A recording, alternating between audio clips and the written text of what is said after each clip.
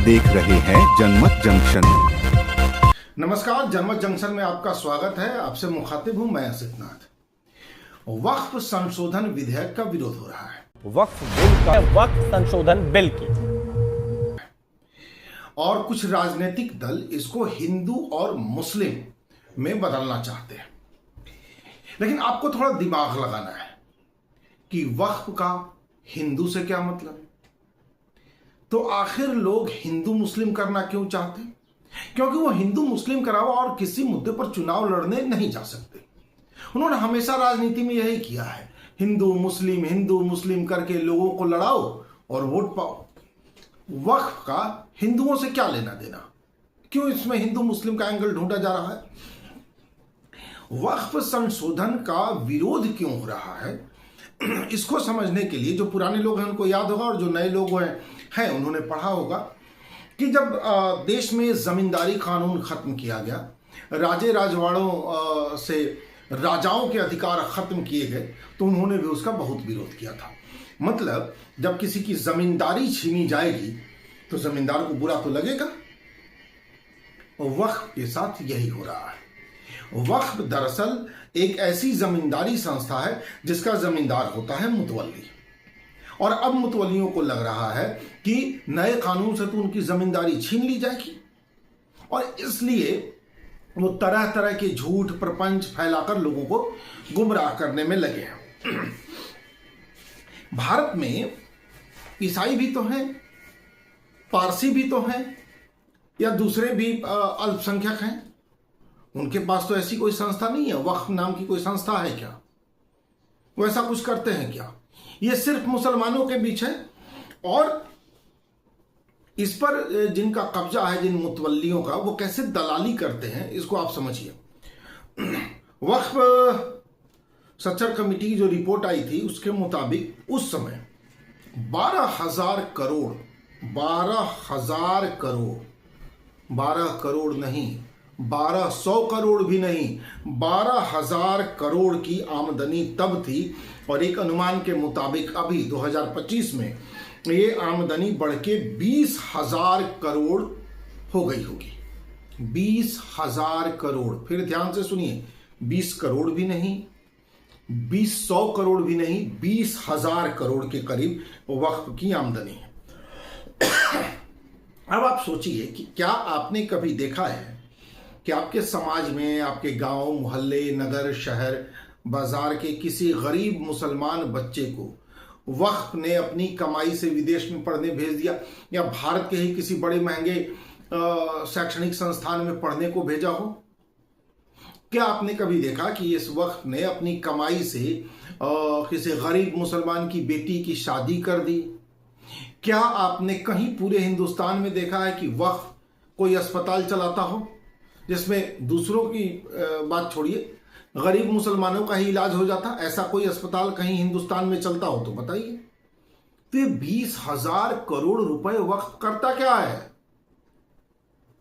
इन 20,000 करोड़ रुपयों के मालिक चंद दलाल हैं, जिन्हें हमने कहा कि ये एक किस्म के जमींदार हैं, जिनकी जमींदारी में वक्फ चलता है।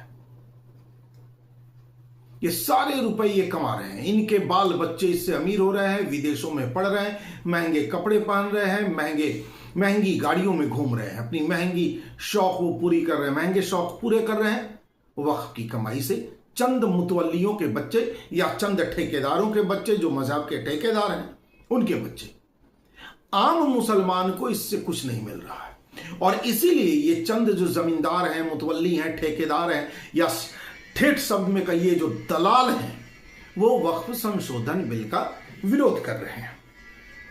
अच्छा, हैरानी की बात देखिए, इतनी कमाई के बावजूद ये गरीब मुसलमानों के बच्चों की तस्वीरें, उनकी महिलाओं की तस्वीरें सऊदी अरब को भेज भेज के वहां से चंदे भी वसूल लेते हैं।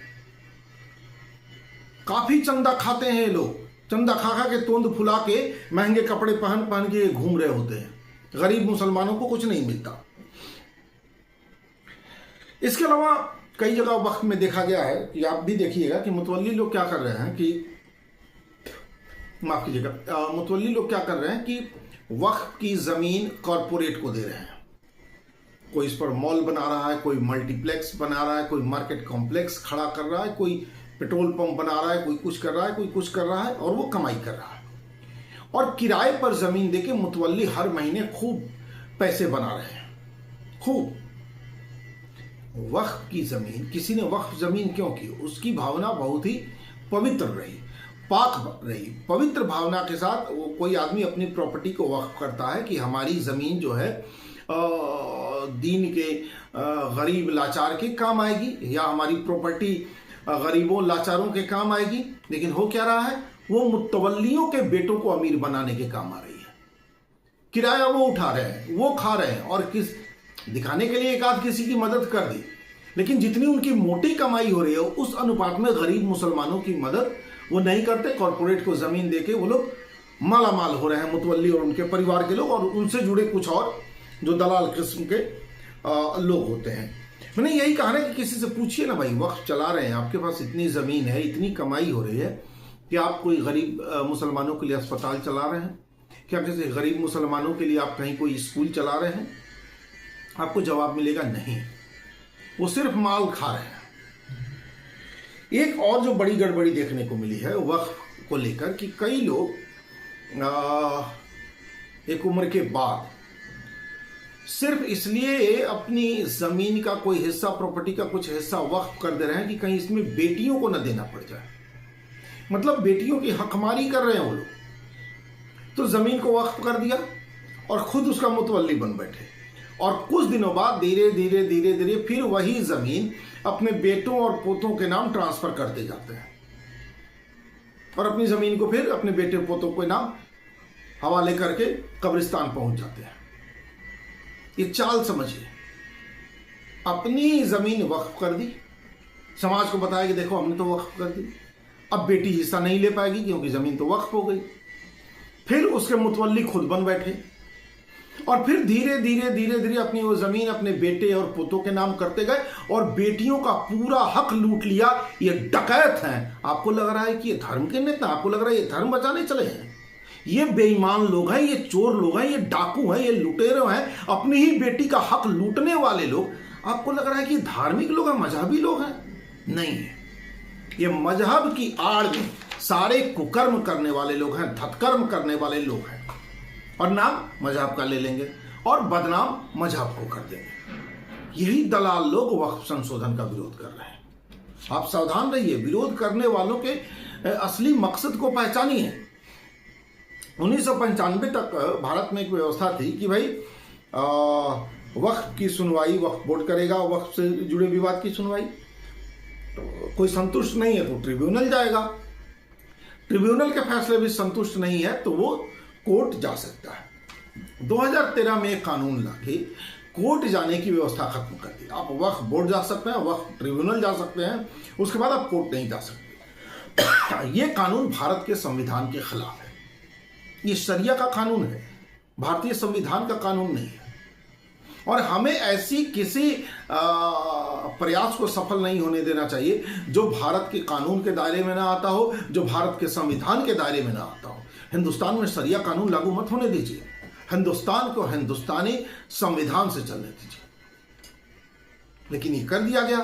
अब नए बदलाव में यही शायद कोशिश हो रही है कि नहीं भाई, सुनवाई करने वाले ट्रिब्यूनल के बाद भी कोई अथॉरिटी हो। कुछ लोग कह रहे हैं कि इसमें मुसलमानों के अलावा दूसरे धर्म के लोगों को फिर क्यों शामिल किया जाएगा वक्फ बोर्ड में? अरे वक्फ कोई धार्मिक संस्थान तो है ही नहीं, वक्फ कोई मस्जिद है क्या? वक्फ कब्रिस्तान है क्या? ये कोई मजहबी तंजीम है? नहीं है, ये मजहबी तंजीम नहीं है। और जब मजहबी तंजीम नहीं है, कोई धार्मिक संस्थान ये नहीं है, तो फिर इसमें अन्य धर्मों के लोगों के होने में बुराई क्या है? आप क्यों विरोध कर रहे हैं?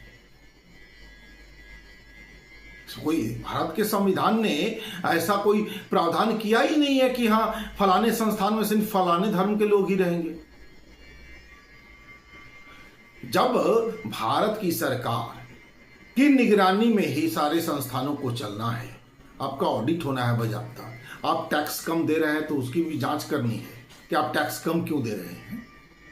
और आप चाहते हैं कि सिर्फ कुछ धार्मिक, एक ही धर्म के सारे लोग, ये कोई धार्मिक संस्था है? नहीं है। ये कोई इस्लामिक बॉडी तो है नहीं, religious body, Islamic religious body तो है नहीं। वक्फ इस्लामिक रिलीजियस बॉडी है ही नहीं। इसलिए इन दलालों से सावधान रहिए जो आपको गुमराह कर रहे हैं। वक्फ की जमींदारी खत्म की जा रही है और सामाजिक न्याय के आधार पर वक्फ की बॉडी खड़ी की जा रही है। सामाजिक न्याय के आधार पर वो जमींदार जो मुतवल्ली जमींदार बने फिर रहे हैं, इसकी उसकी संपत्ति के मालिक और बेच बाच के किराए पर लगा के अपने बच्चों को विदेशों में पढ़ा रहे हैं, उनकी जमींदारी अब खत्म की जा रही है। तो जो सबसे जरूरी है वो ये समझना जरूरी है कि ये जो विरोध कर रहे हैं उनका मकसद क्या है। जो प्रश्न उठाने हैं वो प्रश्न ये उठाने हैं कि भैया वक्फ वालों ये बताओ कि गरीब मुसलमानों के किस काम आए हो तुम? इतनी संपत्ति है तुम्हारे पास। संपत्ति वक्फ के पास कम नहीं है भारत में। 9,60,000 एकड़ जमीन, एक बार फिर सुन लीजिए, 9,60,000 एकड़ जमीन है भारत में वक्फ के पास और 20,000 करोड़ के करीब आय है वक्फ बोर्ड के पास। 20,000 करोड़, 20 करोड़ छोड़िए, 2 करोड़ भी गरीब मुसलमानों के लिए खर्च हुआ हो, कहीं कोई बता दे हमको। अरे अस्पताल ही बनवा दिया होता, स्कूल कॉलेज ही बनवा दिए होते। क्या किया आपने? आपने सिर्फ मुसलमानों की भावनाओं के साथ खेला। आपने मजहब की आड़ में कुकर्म किए। आपने मजहब का सहारा लेकर अपने बेटे पोतियों को अरबपति करोड़पति बनाया। आपने मजहब की आड़ लेकर अपनी जिंदगी खुशहाल की, बदहाल मुसलमानों को उनके हाल पर छोड़ा। इसलिए आपको पीड़ा हो रही है, इसलिए आप वक्फ संशोधन बिल का विरोध कर रहे हैं। और नए प्रावधानों के मुताबिक आपकी जमींदारी खत्म होनी तय है। वक्फ सारे मुसलमानों का होगा। वक्फ से गरीब मुसलमानों का भी भला होगा और पोल खुलेगी कि आप लोगों ने कैसे ही अपनी ही कौम के साथ गद्दारी की है। आप सिर्फ मुल्क के गद्दार नहीं हैं, आप अपनी कौम के भी गद्दार हैं। नमस्कार।